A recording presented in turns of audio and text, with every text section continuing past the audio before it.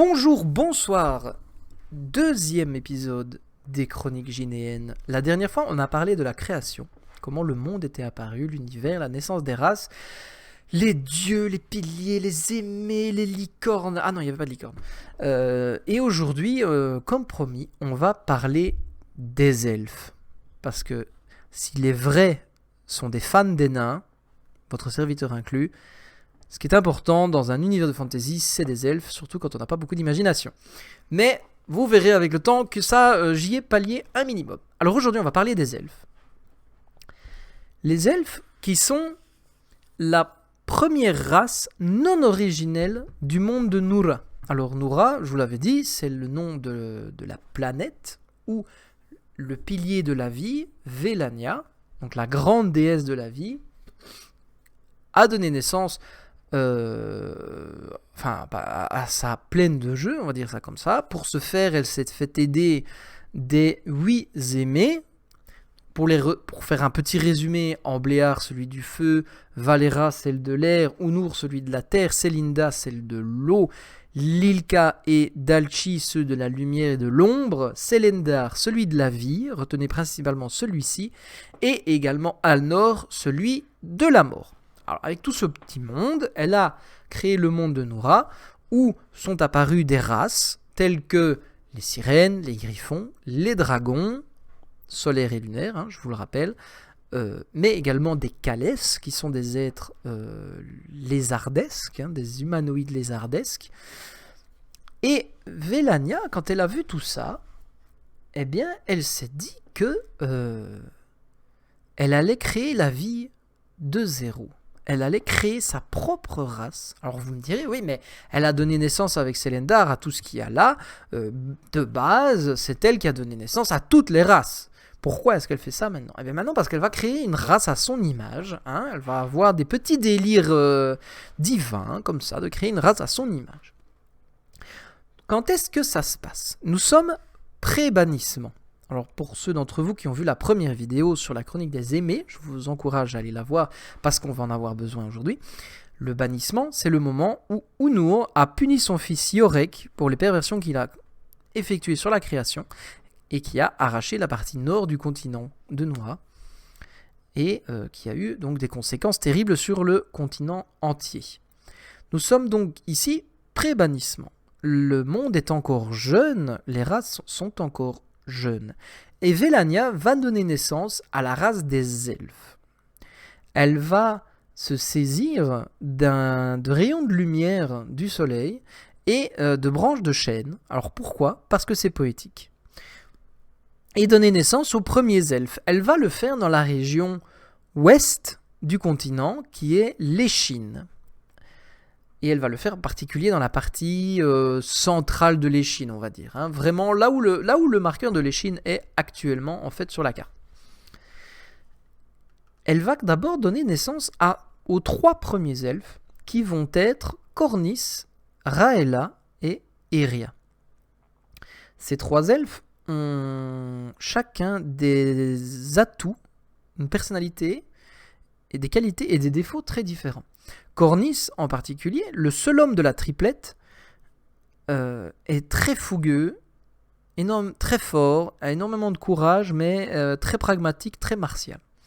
Raella, quant à elle, est plus penchée sur les arts de l'esprit, et ses atouts principaux sont en particulier son intelligence et sa sagesse. Enfin, Eria, elle sera plus dans tous les trucs entourloupeux, la ruse et la persuasion. Et à eux 3, ils vont former un groupe, ma foi, plutôt complémentaire. Et devant le succès de ces 3 elfes, de ces 3 premiers elfes, eh bien Vélania va donner naissance à beaucoup d'autres. Et beaucoup d'autres elfes vont apparaître et s'éveiller dans l'Échine, enfin dans la région de l'Échine, et vont suivre ces 3 premiers, parce que c'est eux les premiers, c'est eux les boss, donc c'est eux qui décident, entre guillemets. Non, on va pas dire ça comme ça, mais comme ils étaient là, c'est eux qui ont aidé leurs frères quand ils sont apparus, quand ils se sont éveillés, et ils vont poser les fondements de la société elfe.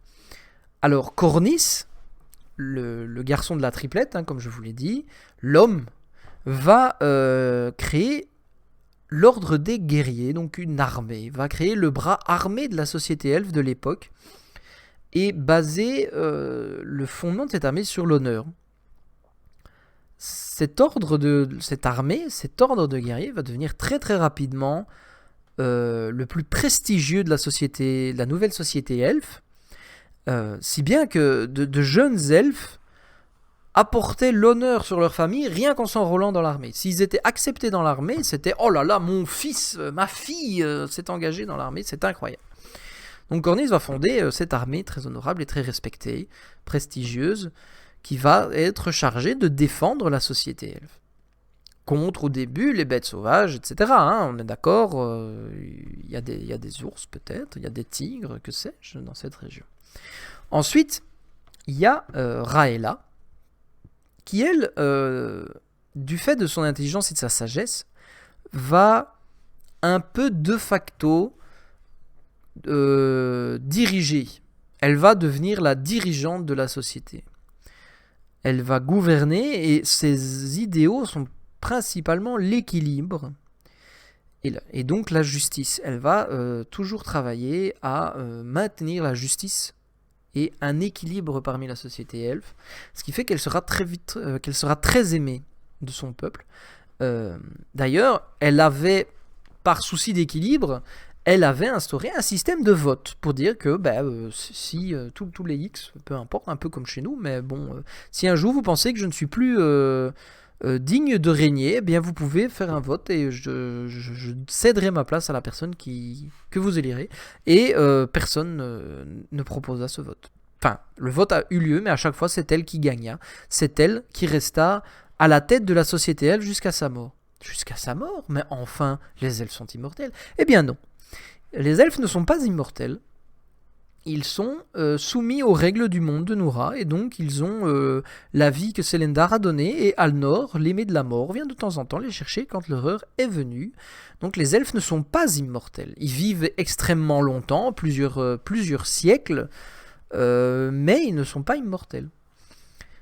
Enfin, dans le trio, il y a Eria, donc plus discrète, en coulisses, derrière le rideau, mais qui sera la conseillère de Raella, sa confidente, celle vers qui elle se tournera pour tout ce qui est matière politique, matière de décision de la vie des elfes.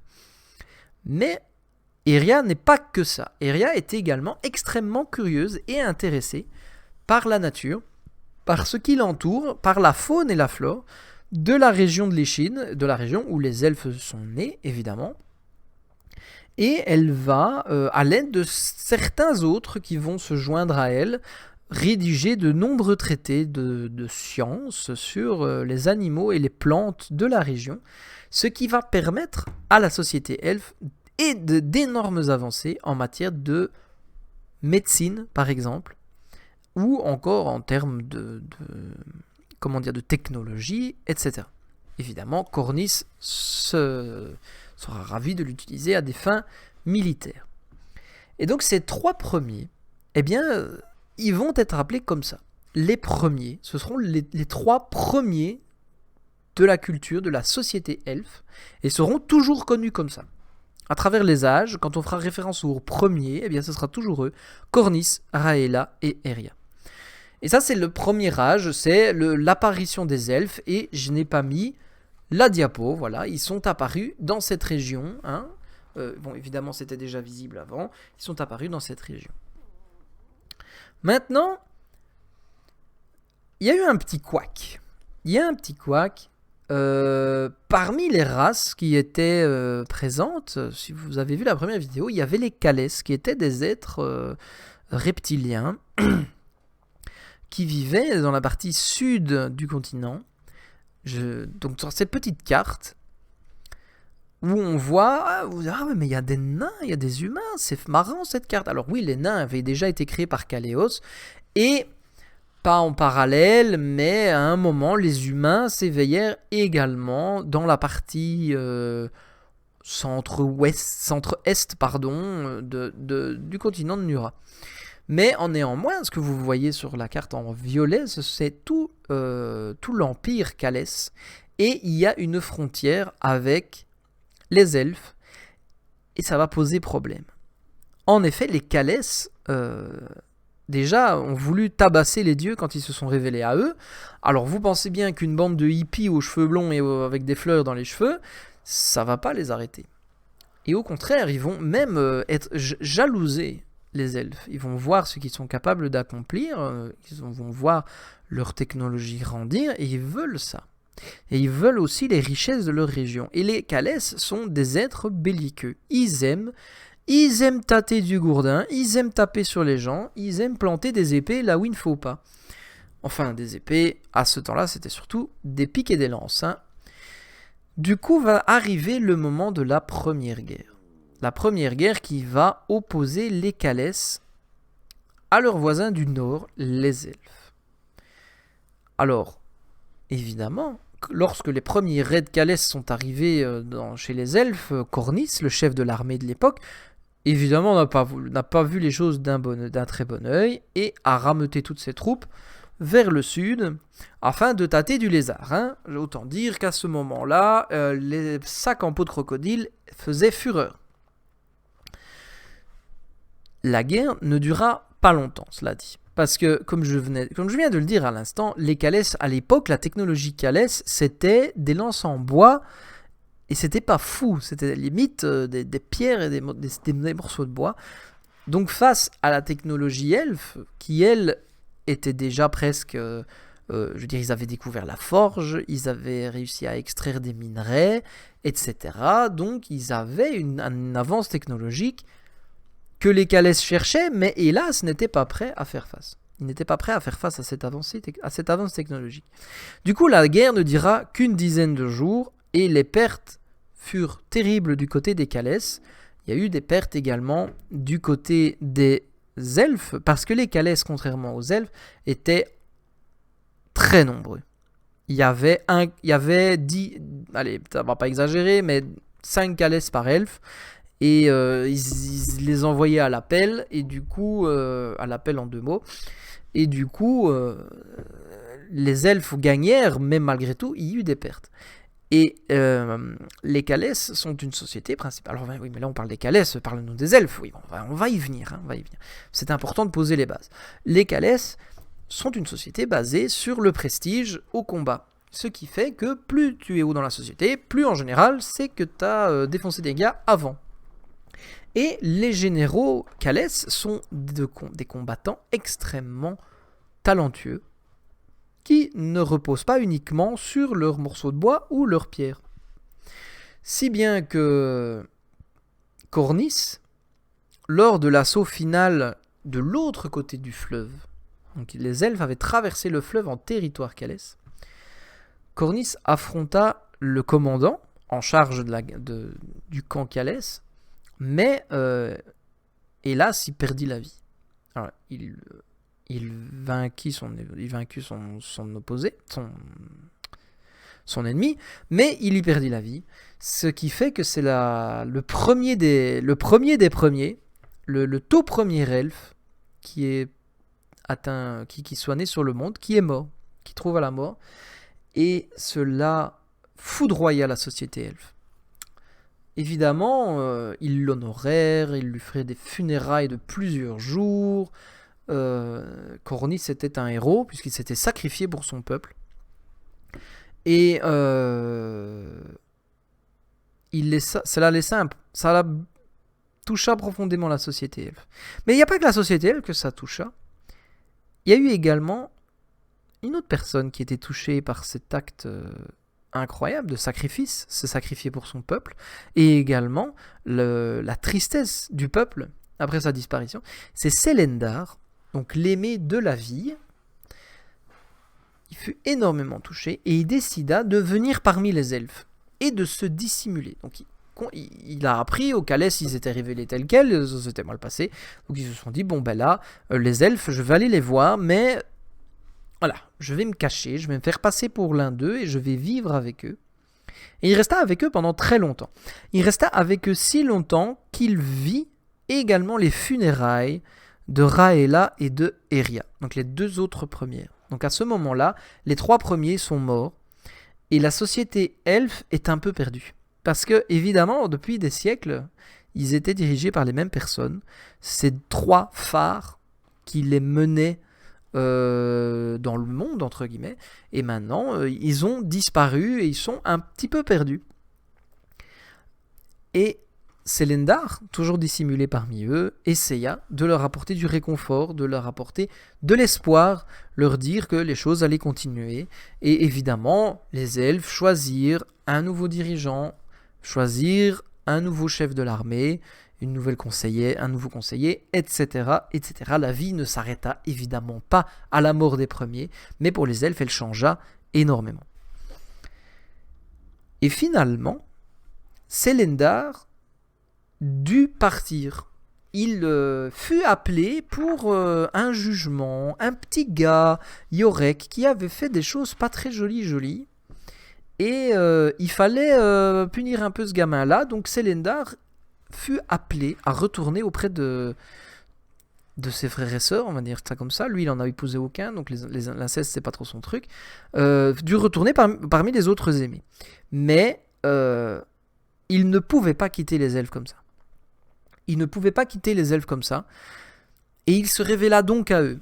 Et les elfes le reconnurent. Les elfes sûrs. Ah, mais c'était lui qui nous disait ça, etc. Oh là là. Alors, ils lui offrirent énormément de cadeaux pour ce qu'il avait fait pour eux, pour l'espoir et le réconfort qu'il leur avait apporté. Et Selendar fut tellement touché par la générosité des elfes, en plus de leur amour, etc., qu'il leur fit don du pouvoir de la vie. Donc il leur fit don de la vie. Et c'est à ce moment-là que les elfes devinrent immortels, puisque le don de la vie permettait, donc gratifie la personne de la vie éternelle, mais également leur permirent de manipuler le tissu du vivant lui-même et de commander à ce qui pousse, donc tout ce qui était plantes, etc., ils pouvaient commencer ça, et ils pouvaient manipuler le tissu du vivant. Alors le tissu du vivant, ça prendra son importance beaucoup plus tard dans l'histoire, mais grosso modo, les elfes pouvaient manipuler leur corps pour rendre leur peau un peu plus dure, par exemple, etc. Même si au début, ils balbutiaient, ils s'y osèrent que extrêmement peu, et surtout pas sur eux, ils le faisaient surtout sur des êtres autour.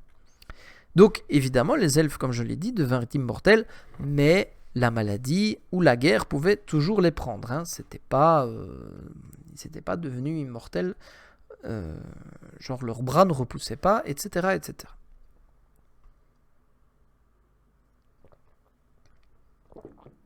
Vint le moment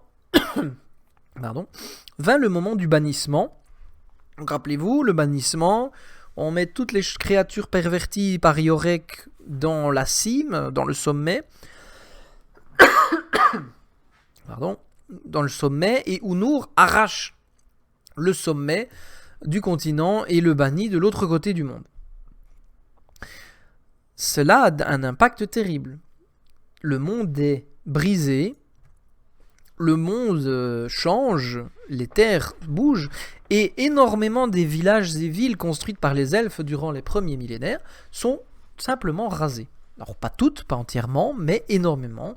La grande majorité de la société, de la civilisation elfe est réduite à néant à cause de tous ces tremblements, etc. C'est valide également pour les Kalès, qui eux voient, d'ailleurs si je vous remets la carte, hein, donc vous voyez les Kalès en bas en violet, eux leur empire est carrément scindé en deux, avec la partie sud du continent qui est maintenant une île. Donc les elfes sont un peu maintenant, on doit repartir de zéro. On n'a plus les premiers, on n'a plus Selendar avec nous, mais on a le don de Selendar. Et donc, ils reconstruirent leur civilisation du départ, en ayant gardé évidemment ce qu'ils avaient acquis, etc. Et ils bâtirent une capitale qu'ils appelèrent Selandis. Et les trois ordres de base qu'avaient créés les premiers se redéfinirent grâce au don de la vie. Donc à partir de ce moment-là, à partir du bannissement, la société elfe se réorganise. Tout d'abord, il y aura l'ordre des guides-vie. Les guides-vie, ce sont les prêtres de Célendar. Ce sont ceux qui vont être en charge de perpétuer les enseignements du Père. C'est comme ça qu'il va se faire appeler. Parce que Célendar va se faire appeler le Père, donc celui de la vie, celui qui a donné le don de la vie aux elfes. Et les guides-vie sont ces prêtres. Ensuite, il y aura ce qu'on appelle les tournevis. Les tournevis, ce sont les magiciens. Alors évidemment, la magie elfe de l'époque se base essentiellement sur le don de la vie.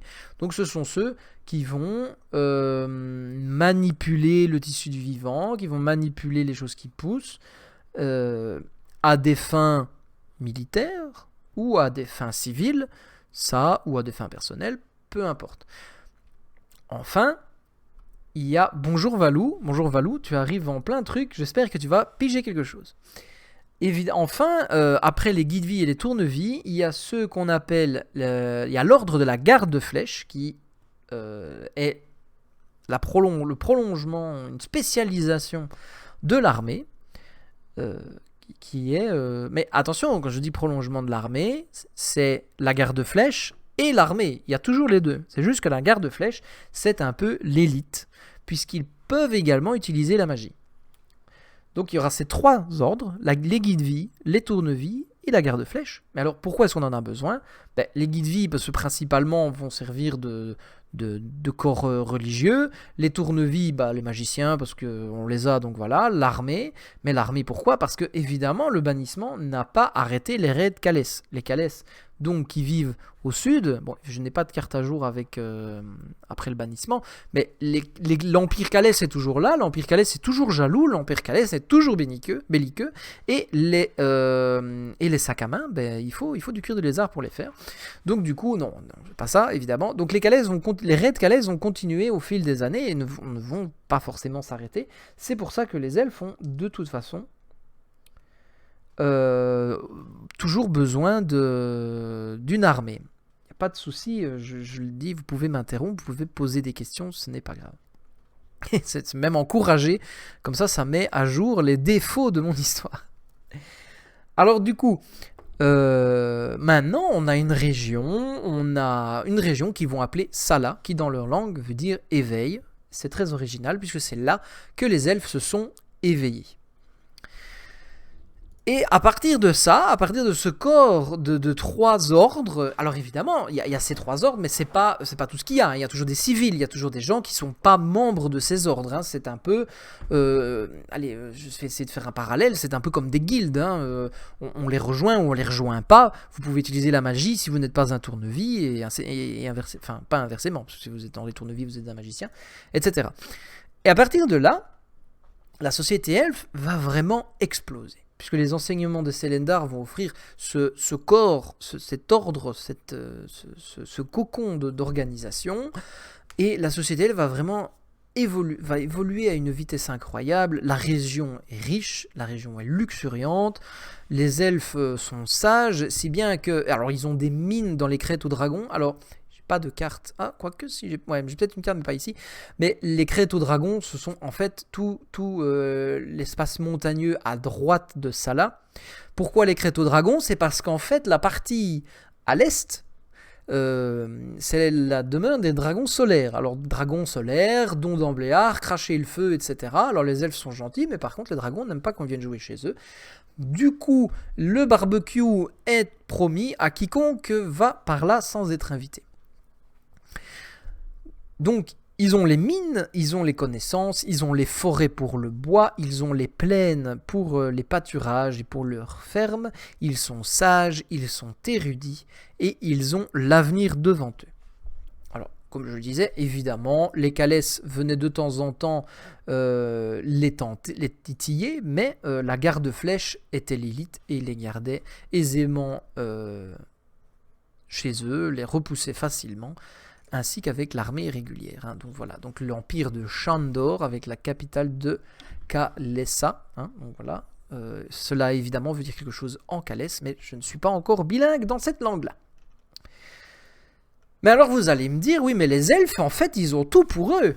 C'est incroyable ce qui se passe. C'est incroyable ce qui se passe. Le problème, c'est que les elfes, ils ont beau être immortels, ils ont toujours le défaut de l'hubris. Et hélas, il y a un groupe d'elfes qui va se croire au-dessus de la mêlée. Il y a un groupe d'elfes qui va se croire au-dessus de la mêlée et qui va vouloir asseoir sa domination, qui va vouloir préserver son pouvoir. Parce que rappelez-vous, Raëla avait créé un système où on élisait un dirigeant. Le dirigeant était élu par vote du peuple, démocratie, tout ça. Et à un moment, il y a un haut sénateur, donc ça c'est le dirigeant de la société elfe, le haut sénateur Férilis, qui se dit, en fait moi je suis bien là. Moi j'aime bien où je suis, c'est chaud, il fait beau, il y a à manger, il y a à boire, et j'ai pas trop envie de céder ma place. Ce qui fait que Férilis et ses suivants vont petit à petit saper l'autorité, toujours dans le domaine de la légalité, mais ils vont tout petit pas par petit pas se hisser en haut de la hiérarchie et y rester. Alors et évidemment ils vont se croire mieux que les autres. Ils vont se dire ouais mais nous on est au-dessus, nous on est les elfes qui doivent diriger parce que nous on est plus intelligents, nous on est plus forts, etc. Et ça regroupe énormément de familles, ça regroupe énormément de membres de la société elfe du sommet de la hiérarchie, donc le haut du panier, comme eux pensent l'être, et ils sont tellement imbus d'eux-mêmes qu'ils vont s'appeler les Immaculés. Alors, les Immaculés, parce que c'est eux les plus purs, c'est eux qui savent mieux que les autres, ils n'ont aucun reproche, alors que les autres, c'est la plèbe. Et comme je le disais, petit à petit, mais ils vont se sécuriser là-haut. Et ils vont rester entre eux, si bien qu'un tel va être à telle position, puis après va bouger, va être remplacé par un autre de ses copains, etc., etc. Et grâce à ça, ils vont de plus en plus s'enrichir, ils vont se vautrer dans l'opulence, pendant que le reste de la société, le reste des elfes en souffre. Parce qu'évidemment, les richesses sont agglutinées en haut, et il y en a très très peu. Le ruissellement, il n'y a que en Macronie qu'on croit que ça existe. Et dans la société elfe, ça n'existe pas. Et ce qui fait que ça va commencer à se voir. Ça va commencer à se voir, parce que quand les gens crèvent de faim, ça se voit. Et il y a de plus en plus une petite masse en bas qui commence à se dire tiens mais c'est bizarre, comment ça se fait qu'ils font ça, et ils vont manifester de plus en plus visiblement. Et ils vont opposer une opposition honorable aux Immaculés sous la tutelle, enfin pas sous la tutelle, mais guidée par une des prêtresses de Célendar, la prêtresse Alandiel, qui elle, évidemment, en tant que prêtresse, est très à même de savoir ce que Célendar avait enseigné aux elfes. Les enseignements du père, c'est pas un truc que tu lis le soir. Hein. C'est important, c'est pas le petit truc c'est pas le prospectus que tu récupères en sortant de discothèque. Et elle va motiver cette opposition de plus en plus. Elle va les guider, elle va essayer de lutter contre les Immaculés en appelant même son groupe les fils du père. Ceux qui sont fidèles aux enseignements de Célendar, qui sont fidèles aux valeurs elfes de justice et d'équilibre. Et les fils du père vont de plus en plus ouvertement lutter contre les Immaculés. Et évidemment, la grande majorité du peuple elfe, qui est pauvre, qui est appauvri, qui souffre de la situation, va de plus en plus abonder dans le sens des fils du père et rejoindre leur rang. Alors, les Immaculés, évidemment, voient ça d'un très mauvais œil et se disent on va taper du poing sur la table. Heureusement, nous sommes tous en position de force et nous pouvons manipuler les lois comme nous voulons. Donc au début, ils vont manipuler la loi, ils vont réécrire des lois, ils vont en passer pour faire que les fils du père restent calmes, mais la tension va monter graduellement et de plus en plus. Et une fois que les lois ne suffisent plus, ils passeront à la force et emploieront carrément l'armée pour mettre un terme au fils du père. Et tout cela va escalader en une guerre civile terrible au sein de la société elfe, la première guerre civile, probablement la seule. Et cela va vraiment être une guerre, ça va être une boucherie, pas que physique, mais émotionnelle. Pourquoi ? Les ordres de la garde-flèche, les guides-vie, les tournevis, sont horizontaux, c'est-à-dire que n'importe qui peut en faire partie. Et c'est-à-dire que les Immaculés, c'est pareil. Il y a des gens des Immaculés qui sont dans la garde de Flèche, mais il y a également des gens du Fils du Père qui étaient dans la garde de Flèche. Ce qui fait qu'à partir de ce moment-là, tout le monde se retourne contre ceux contre qui ils considéraient comme leurs frères avant. Il y a des gens de la garde de Flèche, il y a des membres de la garde de Flèche qui doivent assassiner, qui doivent se battre et tuer leurs frères de la garde de Flèche. De même pour les tournevis et les guides-vie, ce sont parfois des frères et des sœurs familiaux qui sont en désaccord et qui doivent se combattre. C'est une guerre civile totale, horizontale, où tout le monde où les frères se retournent contre leurs frères.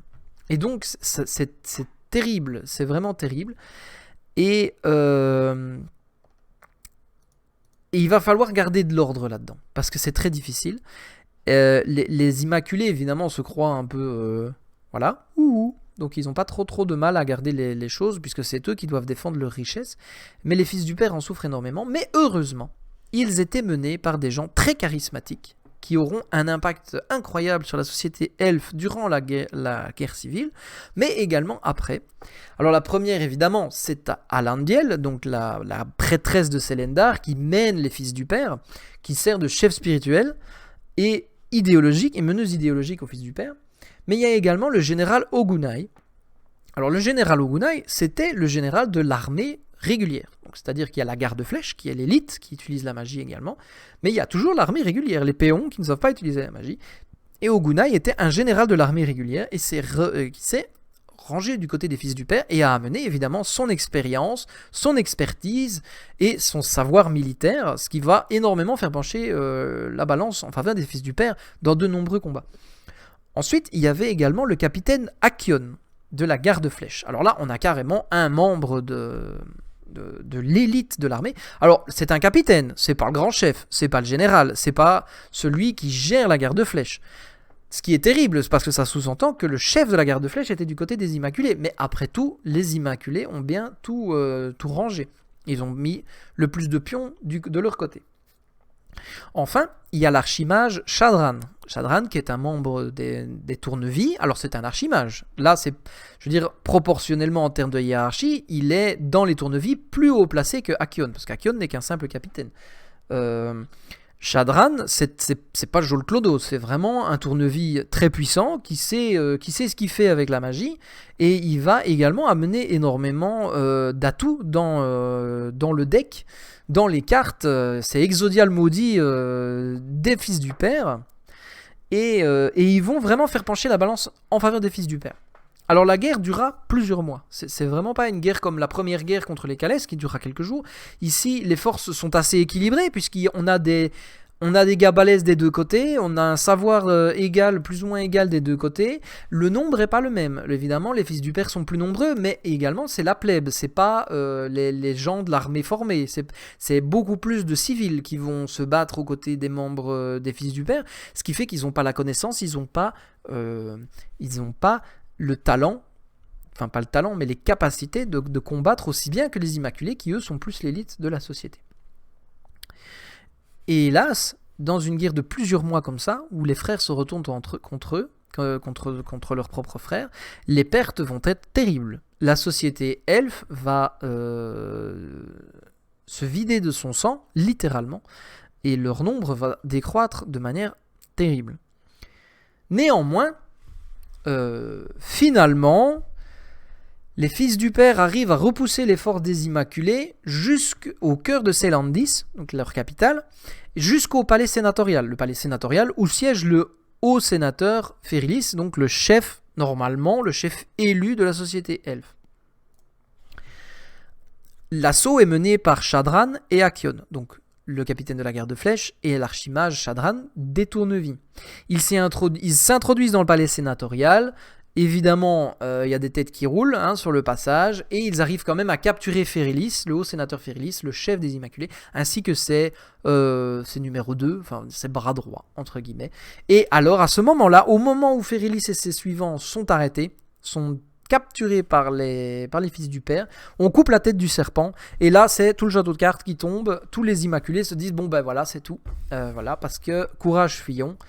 Et c'est à ce moment-là qu'on arrête que la guerre civile, qui sera appelée dans les livres d'histoire elfes, après, comme la guerre des cimes, donc les cimes, la guerre des arbres, hein, les Immaculés, tout ça.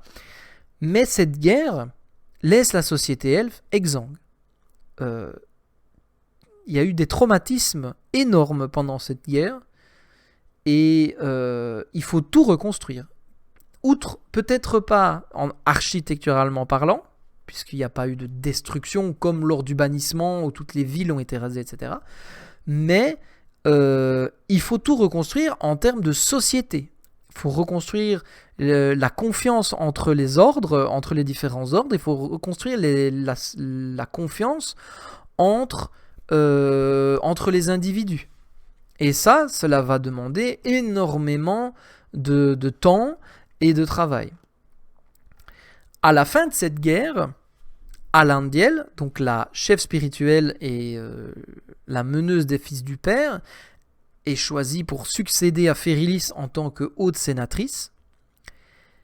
Et elle choisira Ogunai, donc le général Ogunai de l'armée régulière, comme premier conseiller.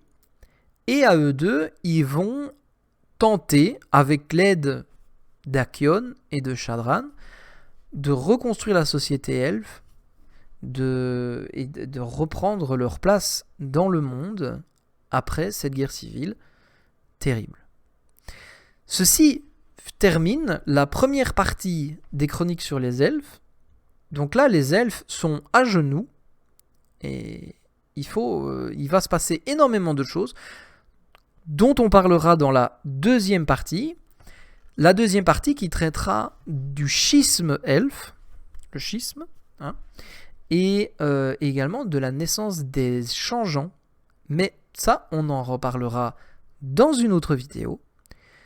Donc j'espère que cette vidéo vous a plu, j'espère que cette histoire vous a plu. Moi je suis vraiment fou de ça, de l'histoire que j'ai créée autour des elfes. Et la suite est encore mieux, évidemment, parce que sinon vous ne reviendriez pas voir la vidéo, hein, je suis obligé, petit coup marketing. Mais en attendant, j'espère que ça vous a plu, j'espère que j'ai réussi à vous faire partager mon univers et qu'on se reverra la prochaine fois. En attendant, prenez soin de vous et bonne soirée, salut!